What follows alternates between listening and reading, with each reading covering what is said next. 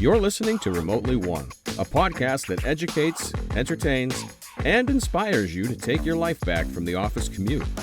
I'm Rick, a former beer rep who left the warehouse to become a voice actor and digital creator. And I'm Kaleem, a remote work advocate and consultant. We're going to speak with some of the top professionals who have managed to avoid the commute as they share stories from the most inspiring to the most comical, all while working remotely. Man, this sounds awesome. Let's clock in. All right, so we're here in the booth, back here at Transformer in the Tandem booth. Shout out to Mel and the team for bringing everybody here. Shout out, Mel. I know, I got the tattoo and everything. She's tatted, baby. She's tatted out. So, our guests today, they're originally from Cleveland, Ohio. Shout out to LeBron from there, shout out to the Browns. They currently reside in Brooklyn. Shame on you. When you step, sorry about that, can't help it. But she currently resides in Brooklyn. She's a graduate of the Ohio State University. Let's go! In her previous career, she was an executive in retail stores. What were some of the retail stores that you worked at, guest? Oh, two big retailers. The one who taught me everything I know today is Nordstrom. And then I would say had the pinnacle of my career at Saks Fifth Avenue, leading the flagship store. It's just a little department store. No big deal. No big deal. Today, they're the head of business development for the Leadership Consortium, which is a leadership acceleration program. So you have to check that out. Last but not least, she used to do a little undercover police work, but we're going to talk about that a little bit later. So listeners and viewers, please give a warm welcome to Kristin Smith. Let's go. Woo! We had to get the intro. We had to do it. It's what we do. You did it well. Well, thank you so much, Kristin. Thank you. The first question that I would just love to know, we're in the Tandem booth. Yes. So we got to give a shout out to Tandem. And we have to ask the question about feedback. So how do you feel like remote work has impacted your ability to give feedback for the better or for the worse? What are some challenges, or maybe what are some tips? Yeah, I certainly was on the challenging side, as you know, is being in retail, we're face-to-face always, right? And so for me, I had spent most of my career in person with all of my leaders, my direct reports. So getting feedback was so crucial to our success. And it was always immediate, and it was likely always in person. And so transitioning to the Leadership Consortium, where we are a fully remote team, it was challenging for me because I think I was yearning for constant feedback. And so I'm feeling this energy. So you're definitely kind of an in-person. Give it to me. And I also feel like it was important for me to take ownership to that. I needed to take ownership and understanding with my boss and saying, hey, I need this feedback. That is called responsibility. It's the R and tree in the remote employee experience. Responsibility. Thank you. You're welcome. And that was not a setup. She did that on her own. Well, it was important to me, right? I always say it's the owner's manual. So I think especially in remote hybrid, or I should say in remote work, you need your owner's manual. And my owner's manual, especially for feedback, was that I needed it.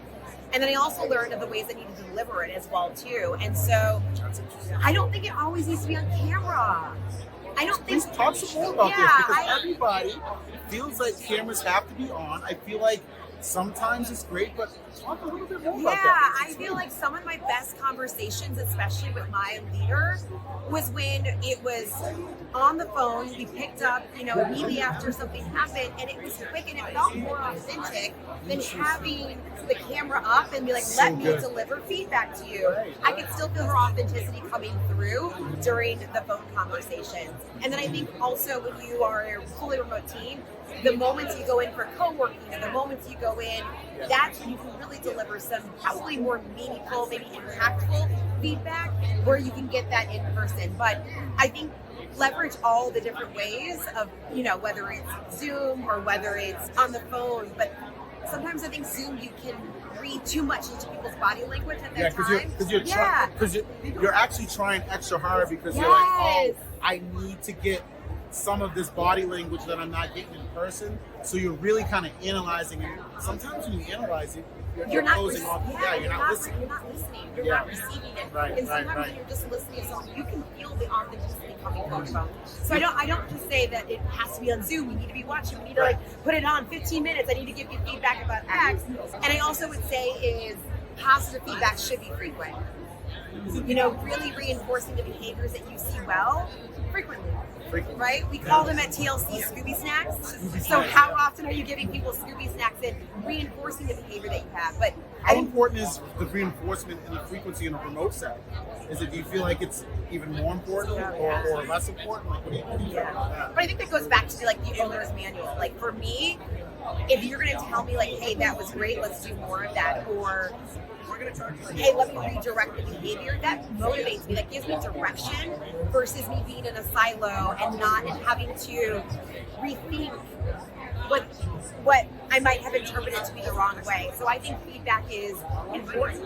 I think it can just be in multiple different forums, you know, whether that's email, whether that's on the phone. I think you can obviously tell a quick phone call goes a long way. And you know what? I love cameras off meetings. We actually have done some walking meetings where you get to walk. You can turn the camera on, still use Zoom on your phone and walk around. I've been to conferences before. Shout out to Michaela DiPietro, where they had a walking session. So interesting, right? It was it's the walking blood session. flowing. Absolutely. It gets you thinking. It's creative. You're less stagnant. You're not on defense mode. You're in that receptive mode to receive good feedback too. So good. Yeah. That's such a good nugget.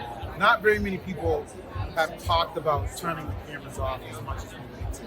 So, with that said, what is it that you're trying to do over at the Leadership Consortium? You know, your role is in business development, but could you kind of talk to our audience about what is it that the organization is doing and what specifically do you do? Yeah, the Leadership Consortium is a leadership accelerator program that focuses on pre-exec leaders. So we work B2B with organizations really to accelerate their leaders in three specific things: leading self and teams and leading the business. And so our content, we do live interactive content with multiple different professors from different areas, but largely from, I would say, top-notch schools. And so we bring in Francis Fry, who is one of our founders. Shout out to Francis and Ann Morris and Kara Shortsleeve. Is it Dr. Fry? Can we call him Dr. Fry? Dr. Fry. Dr. Fry, what's that? Dr. Fry. So Francis Fry and her partner Ann Morris, they have a podcast called Fixable. I listen to it every single Monday. Check it out. Yes, check it out. And so they started it with the idea to help accelerate people specifically from historically underrepresented groups. So our content is to give the education. So we bring Amy Edmondson, many different leaders to our program. And then we do a community piece. So those organizations who bring their leaders to our program, they also get like a mini peer coaching with one another. So they workshop current issues that are hitting their desk today. They do speed networking, and many of our participants experience one-on-one coaching as they're going through our program. So leaders emerge from TLC as more confident. They're getting everything they need to know about finance, everything they need to know about operations, how to create psychological safe spaces in the workplace. So, yeah. Wow, that's fascinating. You got to check this out. Harvard teachers get a chance to work with them. So, since March of 2020, most of the world has experienced some part of remote. How has remote work and workplace flexibility impacted the consortium's ability to teach people? Well, our program is fully remote, so all of our participants meet us via Zoom, so it is a virtually taught interactive experience that they're having. We have always been a fully remote team, so at the start of it, obviously since the professors don't meet us in person, it is fully remote. But I think personally from my experience, I was running stores. I was in person. So for me, transitioning personally to a fully remote team was challenging. I used to be in person, connecting with people, and now I am in a Zoom box. I am in my home, and so I had to personally adjust to that. So now, do you personally take on the responsibility for connections? Do you personally take on, because you're right, you have to adjust.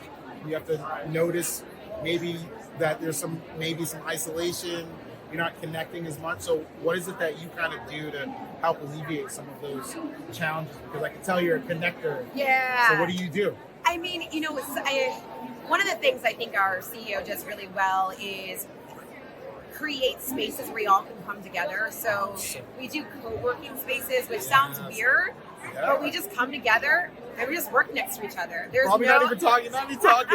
It's just sitting next to each other, just killing it.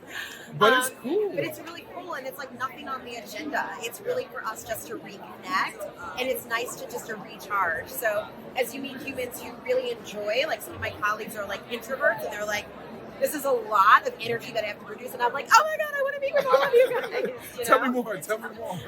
And they're like, please stop, we're done with you. Like, bring it but down. It's good, and it's good. It's a good balance. And then it's also finding the times where we have a touch base every single day, which we commit to. We call it our stand-up. So we meet for 30 minutes a day. Well, I should say 30 minutes every 3 days, and then one day a week we have which we call a family dinner, where we all come together and like really have an opportunity to workshop ideas that we're working on.